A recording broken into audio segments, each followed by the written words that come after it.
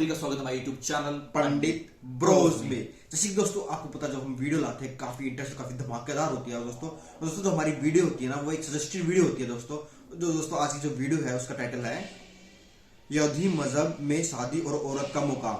हाँ दोस्तों, जो ये टाइटल काफी इंटरेस्टिंग लगा दोस्तों। अयोध्या में जैसे कि औरत और मुकाम क्या होता है इस वीडियो में देखने को पता चलेगा। और दोस्तों वीडियो स्टार्ट करने से पहले हमारे यूट्यूब चैनल को नहीं तो सब्सक्राइब करें। चलिए दोस्तों बिना देरी के वीडियो शुरू करते हैं। Let's start. रियल वर्ल्ड के मुअज़्ज़िज़ दोस्तों, मैं हूं माजिद मलिक और आप तमाम देखने और सुनने वालों को अस्सलाम वालेकुम। नाज़रीन गिरामी, अल्लाह ताला ने अपनी मखलूक की इस्लाह और दीनी अहकाम सिखाने के लिए वक्फे से 1.25 लाख के करीब अंबिया इस्लाम भेजे ताकि वो इन तक अल्लाह के अहकाम पहुंचा सके। मगर बाज कौमें ऐसी भी गुजरी जिन्होंने अपने नबी की तालीमात का मजाक उड़ाया, जिनमें सरे फहरिस्त यहूदी हैं जिनका मौजूदा मस्कन इसराइल है। आज दुनिया के नक्शे में इसराइल एक ऐसी रियासत है जो इंसानियत की दुश्मन है और इसमें बसने वाले यहूदी दुनिया के अमन को तबाह बर्बाद करने पर तुले हुए हैं। लेकिन अगर इनकी जाती जिंदगी और रस्म रिवाज को देखा जाए तो हमारे लिए इनको इंसान कहना भी मुश्किल हो जाएगा। आज की ज़ेरे नज़र वीडियो में हम इसराइल और यहूदियों से मुतल्लिक चंद ऐसे शर्मनाक हकायक आपके सामने रखेंगे जिनको सुनकर यकीनन आप इन पर लानत भेजेंगे, और इसके साथ साथ हम ये भी बताएंगे कि यहूदी औरतों को किस तरह जुल्म जबर का निशाना बनाया जाता है।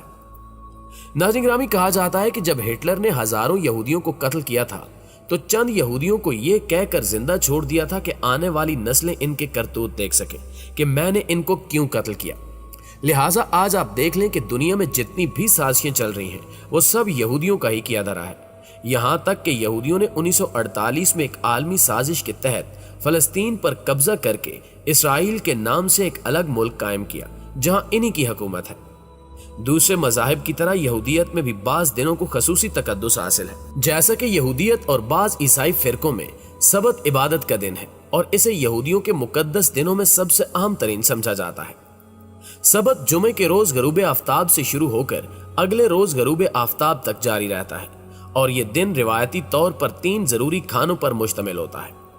गैर आर्थोडॉक्स यहूदियों के लिए जुमे और हफ्ते के दरमियानी रात का खाना सबसे ज्यादा अहमियत का हामिल है और वो इसका खास एहतमाम करते हैं। इस खाने का आगाज चाला रोटी से होता है जो बरकत के तौर पर खाई जाती है, जबकि सबत को अमन और पाकीज़गी का दिन समझा जाता है।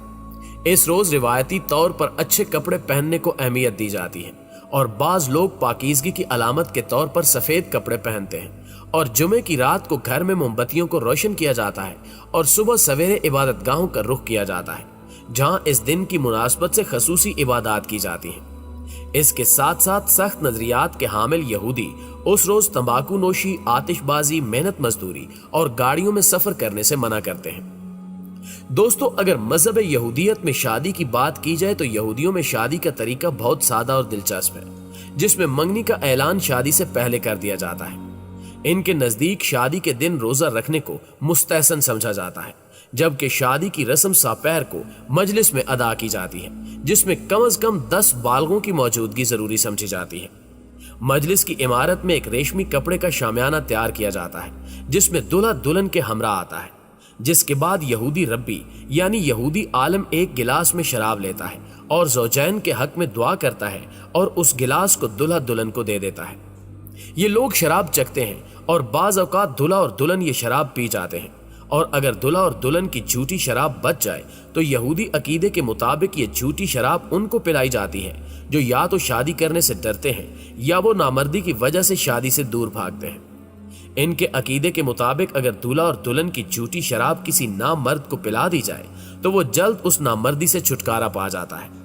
फिर दूल्हा दुल्हन की उंगली में अंगूठी पहनाते हुए इब्रानी जुबान में कहता है कि देखो, तुम इस उंगली के जरिए सैयदना मूसा अलैहिस्सलाम और इसराइल की रसूम के मुताबिक मेरे साथ मंसूब हो चुकी हो।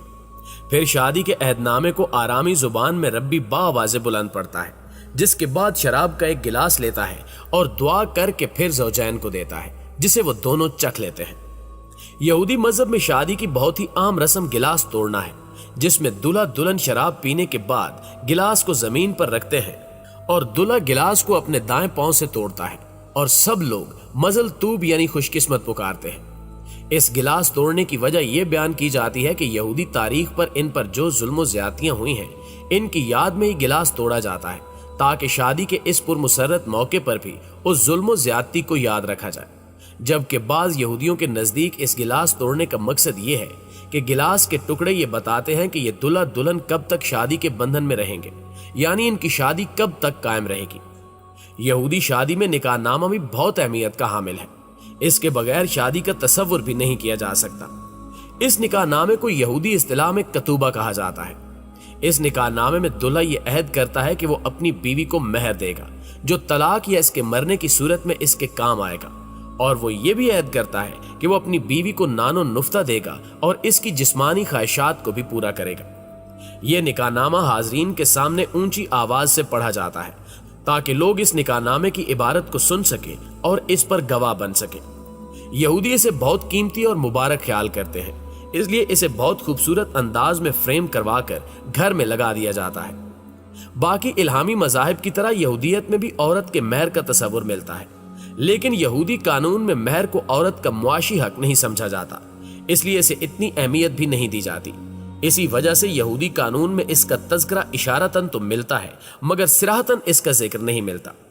बाइबल में भी इस महर का जिक्र इशारतन मौजूद है, जिसका तर्जमा कुछ यूं है कि अगर कोई मर्द किसी कंवारी को जिसकी निस्बत ना हुई हो फुसलाकर उससे मुबाशरत करे तो वो जरूर ही उसे महर देकर उससे ब्याह करे, लेकिन अगर उसका बाप हरगिज राजी ना हो तो उस लड़की को उसे दे तो वो कंवारियों के महर के मवाफिक उसे नकदी दे। नाजरीन, यहूदियत के अज़दवाजी निज़ाम पर नजर डाली जाए तो मालूम होता है कि इनके यहाँ औरत का मकाम निहायत पस्त है, और इसकी वजह यह है कि हव्वा ने आदम को ममनुआ फल खाने पर उकसाया और इसी वजह से वो जन्नत से निकाले गए, और इसी बिना पर औरत को मर्द की गुलामी और हैज जैसी नापाकी और हमर के दर्द की सजा मिली। इसके अलावा यहूदियत में औरत की शादी खामिन की खिदमत और औलाद पैदा करने के लिए है, और अगर किसी के यहाँ कई साल तक औलाद न हो तो वह बिला झिझक दूसरी शादी कर सकता है, और इस काम के लिए इसे अपनी बीवी से कुछ कहने सुनने की जरूरत नहीं है।